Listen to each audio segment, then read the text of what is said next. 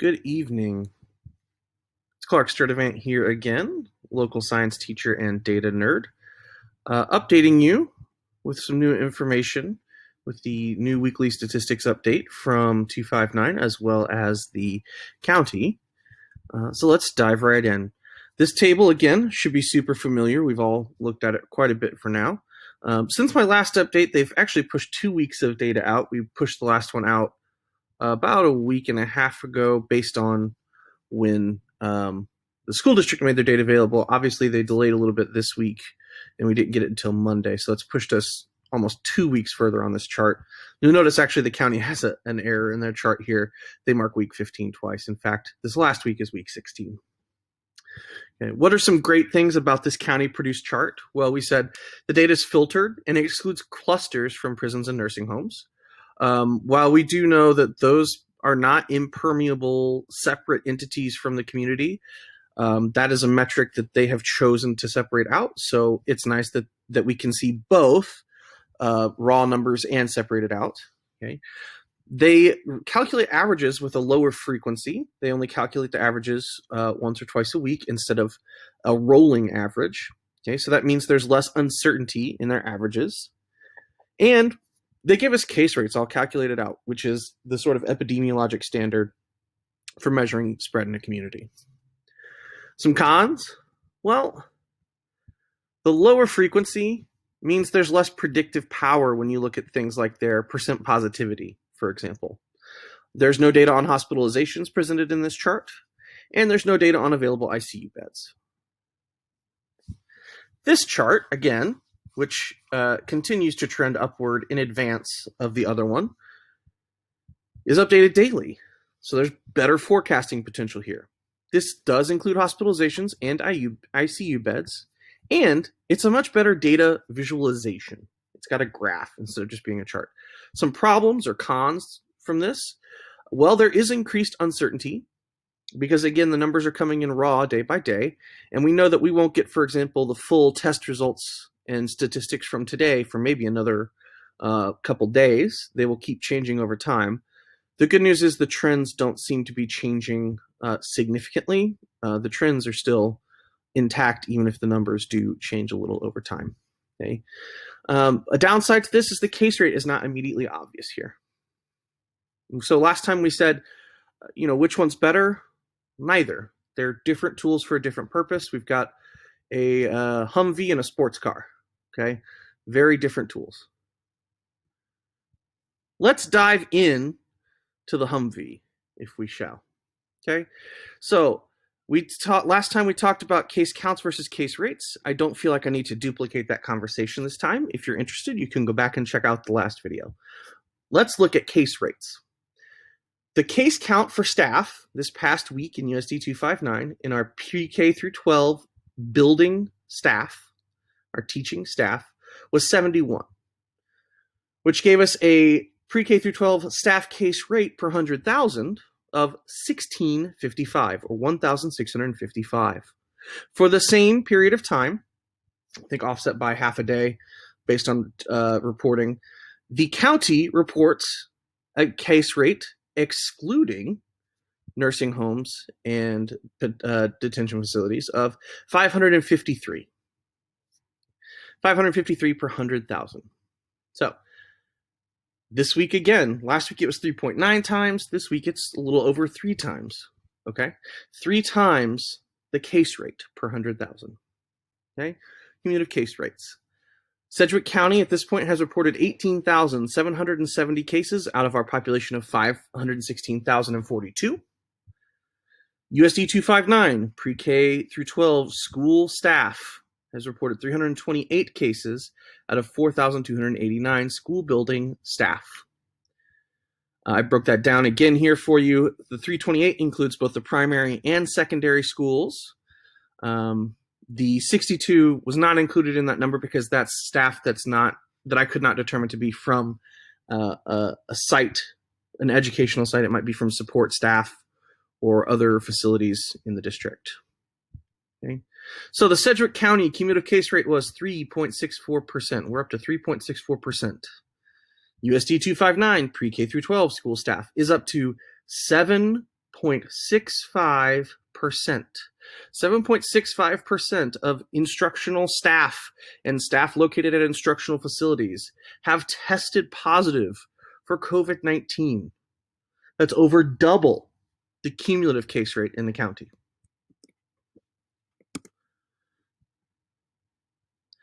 Let's take a look at some visualizations of some of this data. So I redid sort of the MATLAB code powering a lot of this and came up with some better graphs, hopefully that will help tell the story a little bit better this time. What we're looking at here is confirmed staff COVID-19 cases by grade cohort. Confirmed cases by cohort. So you see the graph here starts back in the first week of August and takes us through now, and that the blue line represents elementary staff. Okay, elementary staff. The red line represents secondary staff. As you can see here, the elementary staff consistently is above secondary staff. Okay, elementary staff is consistently above secondary staff. The populations for elementary and secondary staff are roughly sub-equal, so there's not a lot in there that would be adjusting for that. So this is adjusted. Okay, this is what happens if you calculate the percent difference between primary and secondary staff cumulative infections. Okay, so what you can see here is this is how much more dangerous it is to be elementary versus secondary, calculated as cumulative infections occur. Okay, so you can see it starts off about 30% more risky to be an elementary school teacher. It comes up and then it crashes down, and there's actually a point right around Labor Day where it's slightly safer to be an elementary teacher than a secondary teacher, but then you can see the steady and consistent climb back up. So for the question of whether or not we're seeing spread in the schools, well, our primary schools have students face-to-face. Our secondary schools do not. The populations, this has been weighted for population, so this is not a population effect you're seeing here. I would suggest that the behavior between our primary and secondary educators is not that different to lead to this level of change. So really one of the few variables is whether or not kids are present. Relying on student statistics to determine whether or not there's spread within the schools is a little unreliable, since we know asymptomatic children are not tested. Okay? So I'm looking at the staff because the staff tend to show symptoms more often and tend to be tested more regularly. So it's a good way to see what's actually going on. If you're looking for a canary in the coal mine, this is it. When children are present, it is always more risky. Okay, how much? It's quantified right here. This graph is the case rate mapped out week by week from week 1 up to our current week, which is week 15. Okay, this is from our numbers, so it starts on 8/3 and goes till now. In this graph, you will see elementary staff again is blue, secondary staff is red, and Sedgwick County case rate is yellow. Now, the first thing you'll notice on here is that this data is, as we say, crunchy. Okay? And this data is crunchy because we're using a denominator of 100,000 people. Our staff population considered here is under 5,000. So this is very crunchy looking. However, the trends, even through the crunch, can still be seen. Is it more risky to be a school teacher than a member of the general populace? This pretty clearly says yes. Now, you'll notice that even at the bottom here, the case rate for the county has never really dipped much below 100 per 100,000. For the school district, you can see we start off, and it doesn't look like we're that far above, but you've got to keep in mind, even at 250, we're double what the community is. Now, look at these last few weeks here. Okay, the community has seen this bump up. Look at the teachers. Look particularly at the elementary teachers. As these case rates climb, that difference keeps increasing. There's a problem here.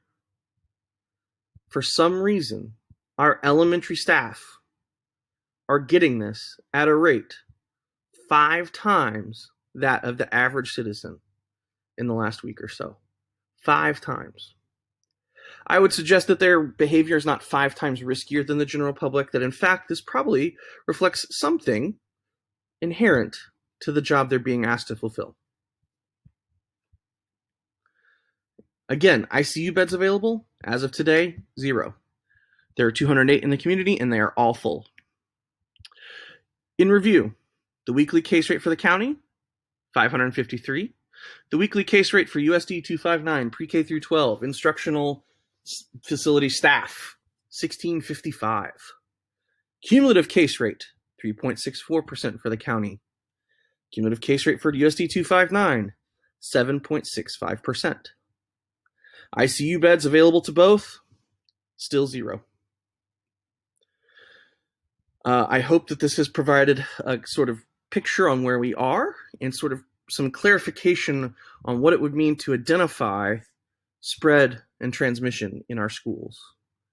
The problem we're going to face when we try and chase down that number is that the population that we're tracking reliably, the staff, is such a small number that the crunch, right, the variability in our numbers is going to be quite large. So you're going to have to look at trends, and you're going to have to look regularly. That's what the data shows this week. I'll be back to update you next week. Thank you for your time.